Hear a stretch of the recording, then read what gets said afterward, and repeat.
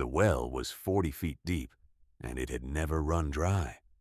Cody Caldwell knew that, because Roy had told her back in the spring of 1882 when they first arrived in Holt County, and the land was so flat and wide, it looked like someone had ironed it.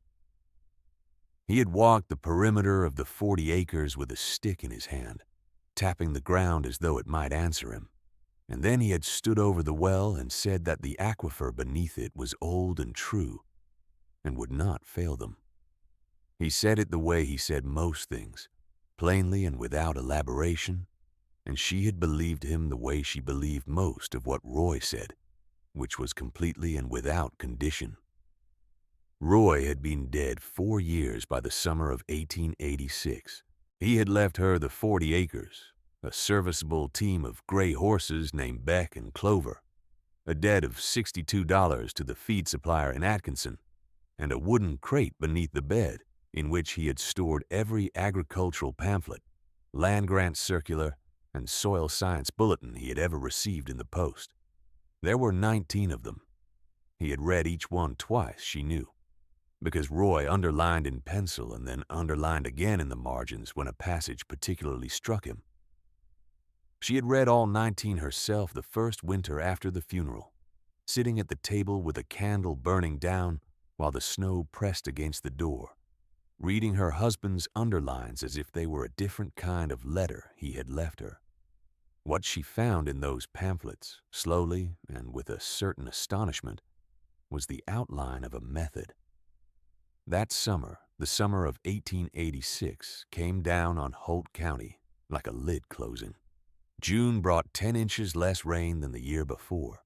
By the 4th of July, the creek east of town had narrowed to a thread of brown water, moving without ambition between cracked banks. By mid-July, the corn in the river-bottom fields south of Atkinson was curling at the edges, the leaves folding in on themselves the way a hand closes around nothing. By late July, there was nothing left in those fields worth walking through. The county agent rode the roads and took stock. He was a careful man named Fletcher who carried a small ledger in his breast pocket and wrote numbers in it that he did not share. Whatever those numbers said, his face said the same thing. It was over. The neighbors began to stop by Cody's place in the first week of August. They came in pairs mostly, a husband and wife or 2 brothers, driving up the lane in wagons with the dust rolling out behind them, stepping down with the careful, deliberate politeness of people who had decided in advance what they were going to say.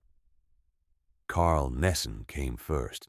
He had a section a mile north of Cody's land, 300 acres of what had been wheat and was now the color of old straw, and he sat in the chair Roy used to sit in and turned his hat in his hands and told her that the sensible thing was to sell before winter. His wife did not come in. She waited in the wagon seat and looked at the horizon with the expression of someone trying not to interfere. Carl said the price on land had not bottomed yet, but it was going to. He said there was no shame in recognizing when a hard year was a permanent condition.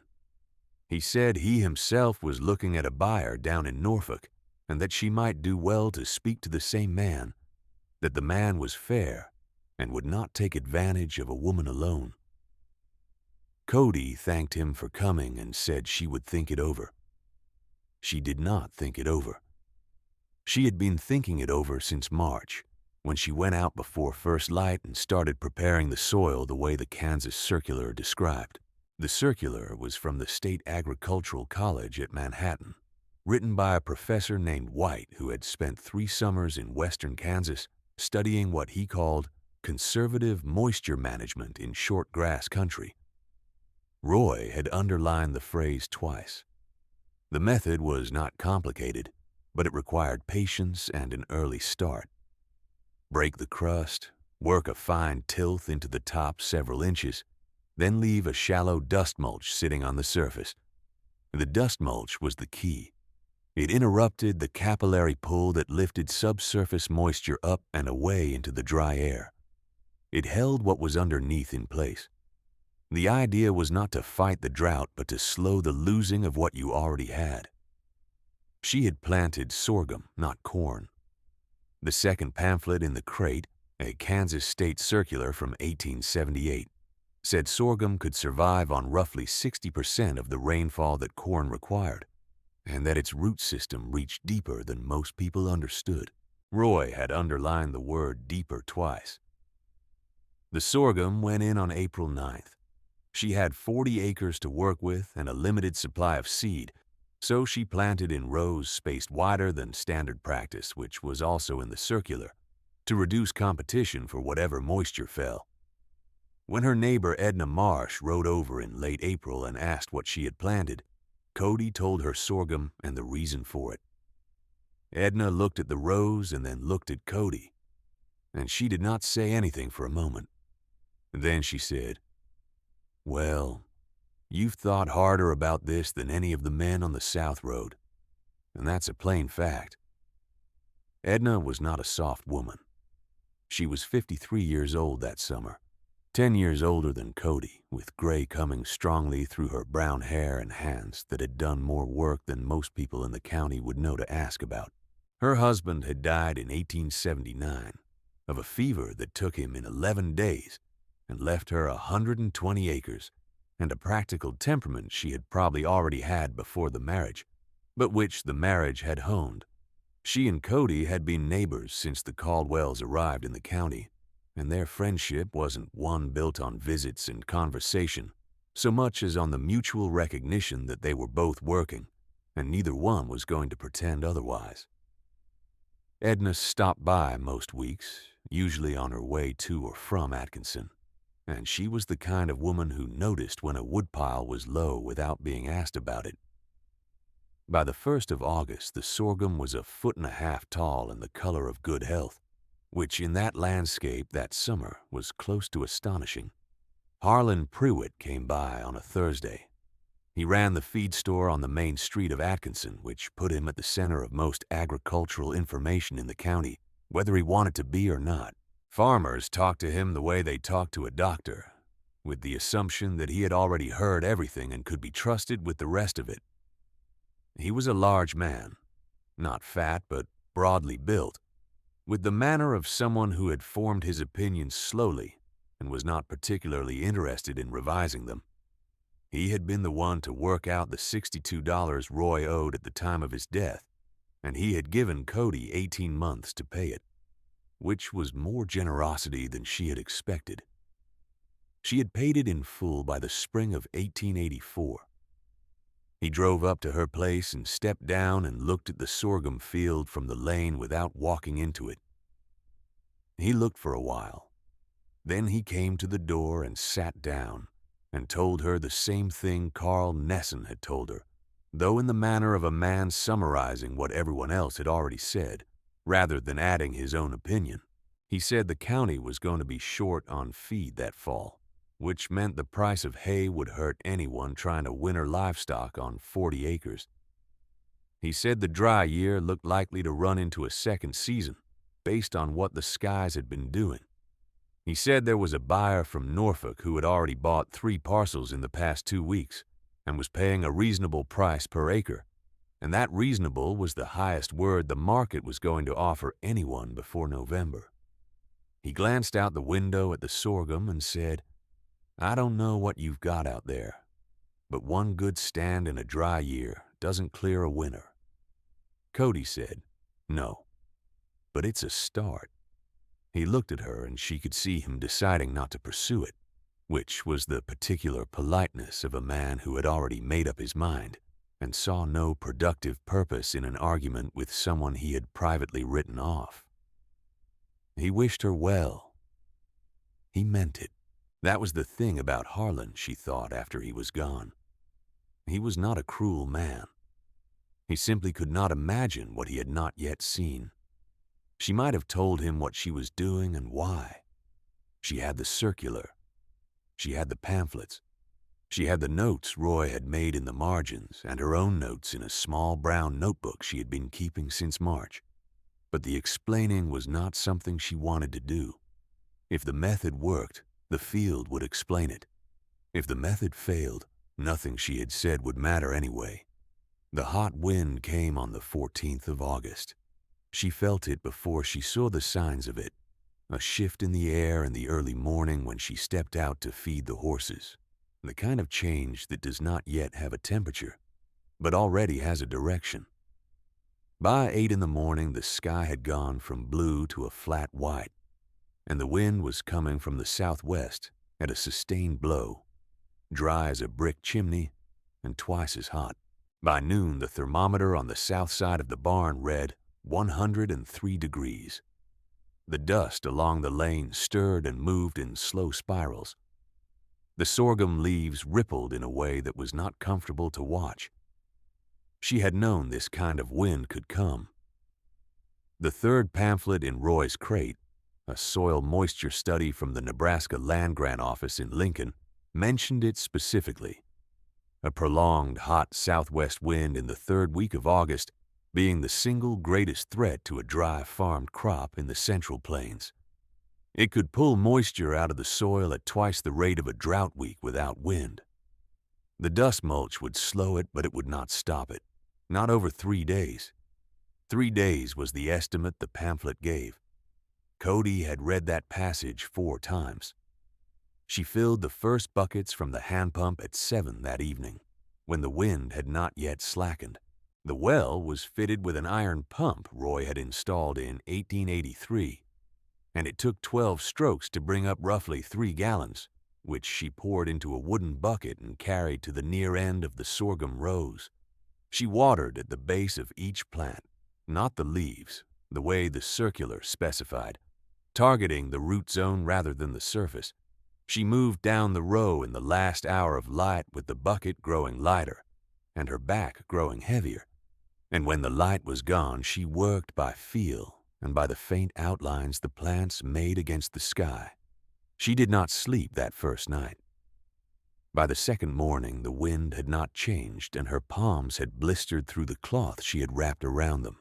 She had 4 buckets and she had worked out a rotation, 2 filling at the pump, 2 being carried. She could not do both at once, so she alternated, 12 strokes to fill. Carry 40 feet to the row, pour at the base, go back. The 40 acres was not in full production. She had planted 32 acres of sorghum, keeping the remaining 8 for kitchen garden and the horses' small paddock, and the sorghum rows were long enough that she could not reach the far end of the field and return to pump in any kind of efficient time. She focused on the most vulnerable sections, the rows with the shallowest soil, the southwest-facing edges where the wind hit hardest. Edna arrived at midday on the second day. She came driving her own wagon with 2 extra buckets in the bed and no particular expression on her face, and she stepped down and took off her coat and rolled her sleeves to the elbow and went to the second pump handle without being asked. She had her own land to tend. She had her own reasons for choosing this instead. She did not explain, and Cody did not ask, because there was no time and no need, and because Edna was the kind of person whose presence was already the explanation. They worked through the second afternoon and the second night with the hot wind pressing on them from the southwest, and the sky above them holding no clouds, no mercy, no change of any kind. The moon came up around 11 and gave them enough light to see the rows. Cody's arms had reached the place past soreness where they simply moved because she told them to, a kind of mechanical resignation the body falls into when it has stopped expecting relief. Edna pumped without complaint. Her jaw was set in a way that suggested she had put her mind somewhere else and left her body to manage without it. The wind held through the third morning. Cody was watering the southwest edge of the field when she heard the sound of it change, a slight settling in the upper registers of the wen's voice, and she stopped and stood in the middle of the row with the bucket still in her hand and waited. The change was real. By noon, the thermometer read 89 degrees. By 2 in the afternoon, the wind had dropped to a manageable breeze. and the flat white sky had begun to darken at the western horizon, not with storm, but with the simple, normal coming of evening. She sat down in the dirt at the end of the row and did not move for a while.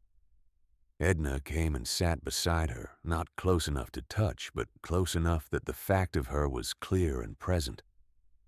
They sat in the cooling air and looked at the sorghum standing in its rows, and neither of them said anything. The plants were stressed. Several on the southwest corner had lost their outermost leaves to the desiccation and stood a little ragged and reduced. The majority of the field, the bulk of the 32 acres, was standing with its seed heads intact, and in the softening light of late afternoon, the green of it was an almost unreasonable color against the brown of everything else in every direction. "It's going to be short on bushels," Cody said finally. "It's going to be standing," Edna said, which was the more important point. "You are welcome to leave a note in the comments if you have known a person like Cody, someone who prepared quietly while others panicked and let the results speak in full. This story is worth sharing for those who are doing the quiet, unwitnessed work." The sorghum was ready to cut in the last week of September.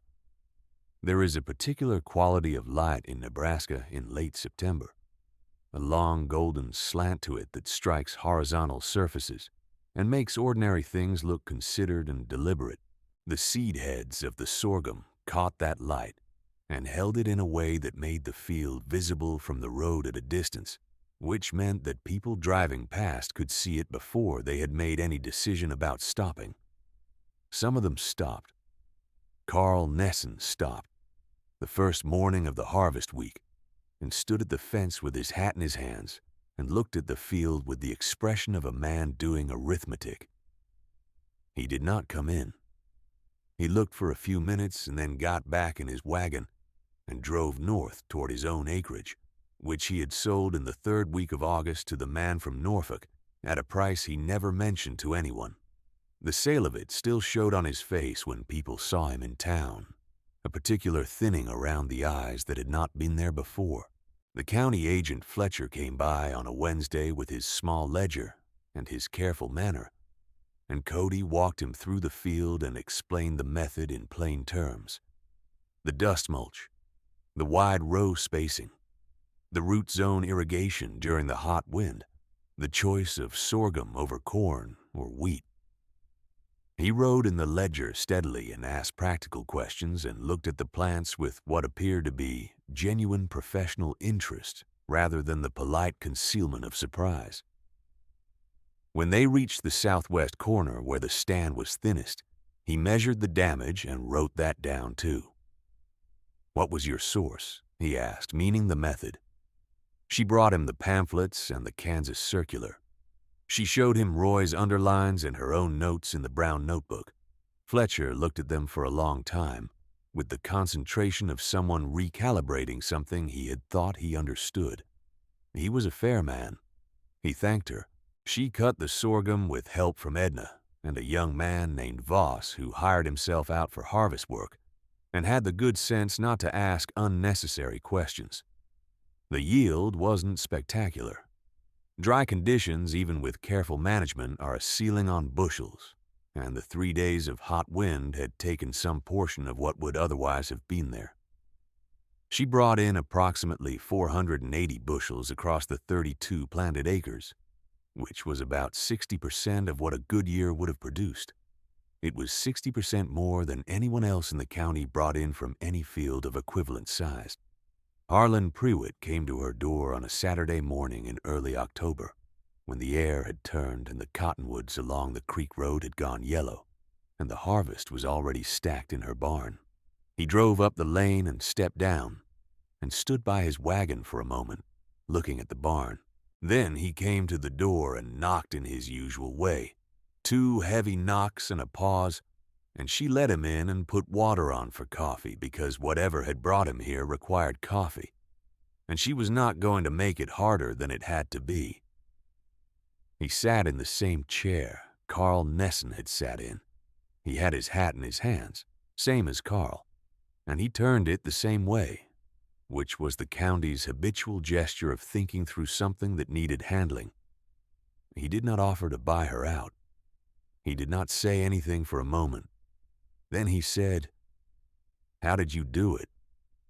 It was not entirely a question. It had the form of one but the weight of something else. The kind of statement a person makes when they have already understood that their understanding was insufficient and are prepared to start over. Cody recognized it because Roy had made the same kind of statement occasionally. That flat, honest willingness to be taught. And it was one of the things she had most respected about him. She got the Kansas Circular from the shelf and laid it on the table. She got Roy's pamphlets out of the crate and stacked them beside it. She opened her brown notebook to the page where she had written her spring soil preparation notes. The dates and the measurements and the depth of the tilth she had worked. She set it next to the stack. Harlan looked at all of it. He picked up the Kansas Circular and read the cover page and then opened it to the pages Roy had marked. He read slowly, the way a man reads something he is going to need to remember. The coffee came off the stove and she poured it, and he read while he drank it, not looking up. He stayed an hour. When he stood to leave, he picked up the Kansas Circular and looked at her, and she said he could borrow it, that she would need it returned before spring, but that he could borrow it and copy out what he needed. He nodded and folded it carefully, not creasing the spine, which told her something about the care he was prepared to bring to the matter. At the door, he said, "Roy was a thorough man." "He was," she said. "He didn't tell anyone about this." "No," she said. "He was still working out the details when he got sick." Harlan looked at the barn and at the cottonwoods showing yellow past the fence and at the sky above the flat land going south toward the river. He put his hat on. "Well," he said. He drove away down the lane.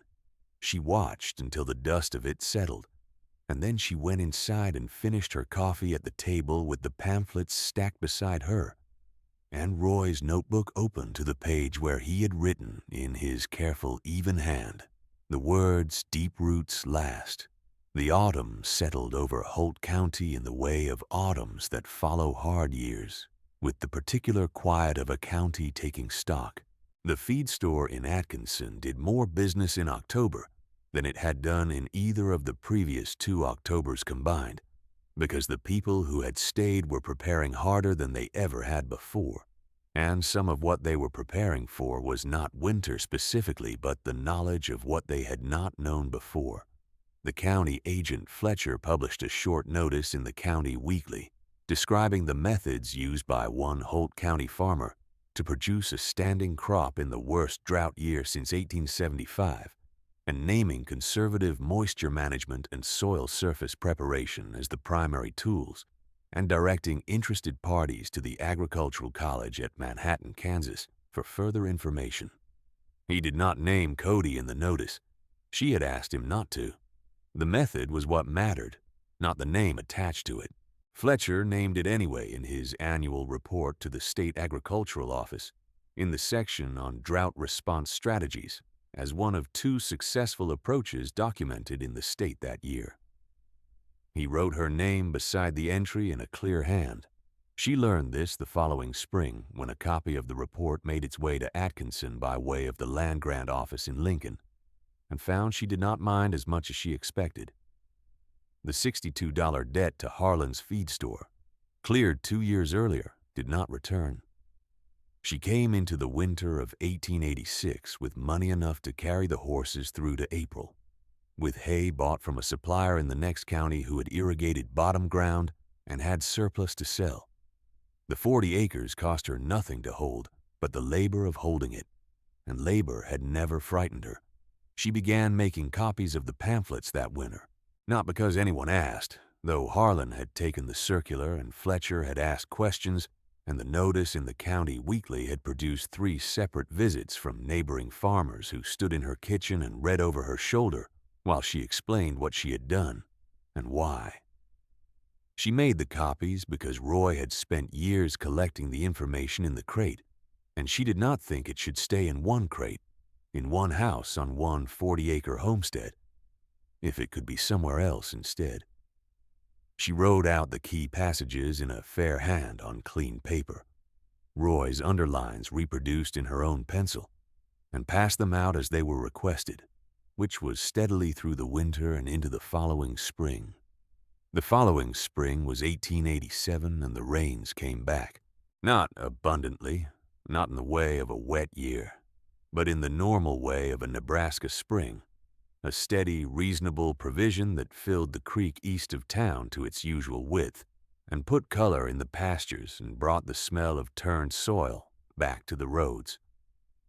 The county planted heavily, with the particular optimism of people who had just survived something and were determined not to repeat it, and many of them planted wider rows than they had before, and some of them left a dust mulch sitting on the surface of their prepared fields in the early weeks before the planting, and a few of them chose sorghum for their lower acreage where the soil was thinnest. None of this was credited aloud to Cody. Credit was not the currency of Holt County, and she had not expected it.